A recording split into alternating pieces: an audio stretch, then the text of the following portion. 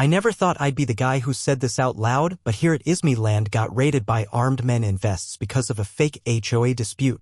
They showed up like some off-brand tactical unit, guns, clipboards, patches that looked official. The funny part? They thought they were setting a trap. Turns out they walked right into mine. Let me back up. I chased this dream for so long that by the time I caught it, I didn't even trust it. I was sitting on the porch I built myself, sipping bitter coffee made from beans I didn't grow, looking out across 120 acres of peace I bought with broken fingers and busted knees. No bosses. No alarms. No one yelling down a hallway or rattling orders. Just me, a few mutts, some goats, an old rust-red tractor, and the kind of quiet that feels like it wraps itself around your bones and tells your nervous system you're safe now. So yeah, when I bought this place, I thought I was done with conflict. I was wrong. It started with a sign. White plastic. Zip-tied to my fence like it belonged there. Notice, property under review. Evergreen Ridge HOA compliance required. I stared at it for a full minute, waiting for it to make sense. It didn't. So I ripped it off, tossed it in the burn barrel, and figured some bored teenager with a sticker fetish had a little too much time on their hands. That was mistake number 1, thinking people like this stop when you ignore them. Mistake number 2? Thinking this Karen would go away. She showed up the next morning. SUV the color of a sterile waiting room. Parked halfway up my gravel drive like she expected a damn parade. Out stepped a woman in pink pastel, khakis crisp enough to cut paper, mirrored sunglasses, and a clipboard clutched like it was a sidearm. She didn't look at the land. She looked at me like I was the rust on her new shoes. "Hi there," she said, chirpy like we were about to bake banana bread together. I wiped the grease off my hands, leaned on the post. "Can I help you?" "I'm Brenda Carlin, president of the Evergreen Ridge Homeowners Association. Just doing my rounds and thought I'd welcome you personally." I blinked. "HOA? This is a working ranch, ma'am." She smiled even wider, like I'd told a charming joke. "Our coalition enforces environmental and visual standards for the area. Our bylaws cover fencing, livestock quantities, outbuilding regulations." I laughed. "Lady, the only visual standard out here is making sure you don't drive into a damn cow." She didn't flinch. "We're in an awareness phase right now, but citations will begin next month. Just something to keep in mind."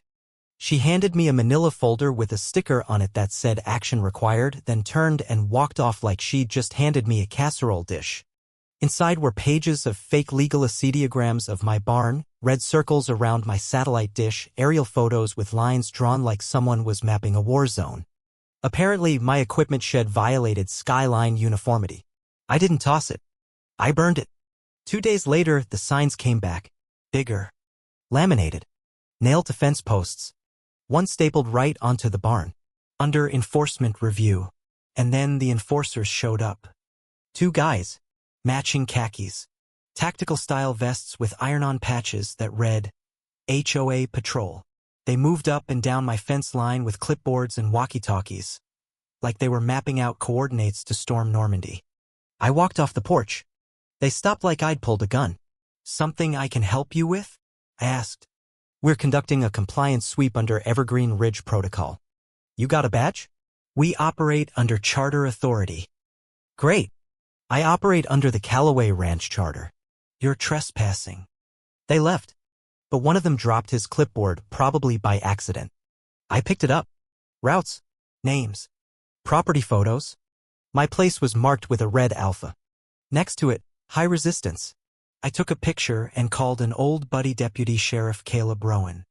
Caleb hadn't heard of any HOA, but he had heard of Brenda. "Oh yeah," he said. "Last year she tried to shut down the feed store because a rooster crowed too loud. You've got yourself a live one." Turns out this wasn't a one-off. Brenda had a plan. She had laminated maps, fake websites, patrol rosters, and delusions of grandeur. She wasn't just pretending to be in charge. She believed it. So I prepped.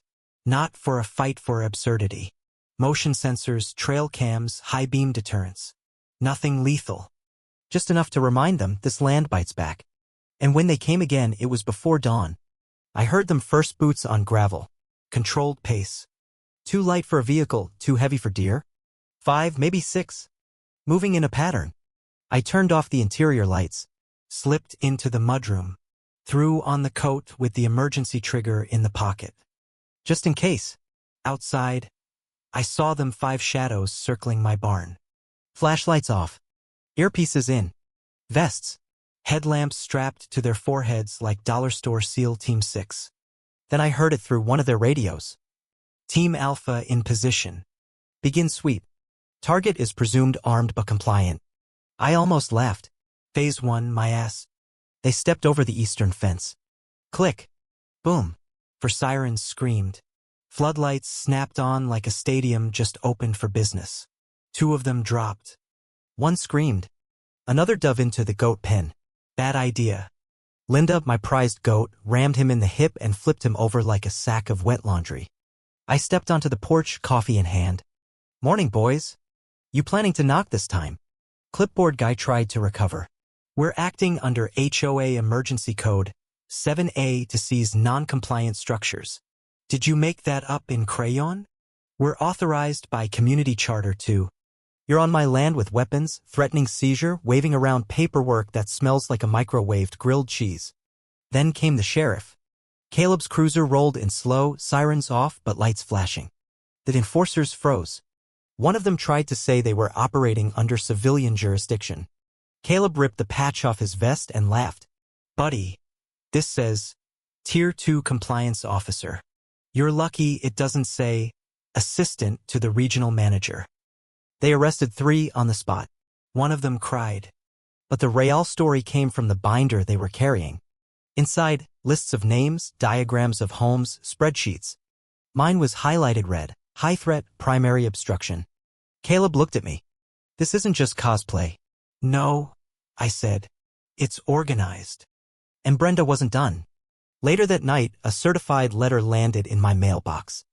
Brenda was suing me for obstruction of community operations, disruption of land reclamation, and intentional resistance to cooperative harmony.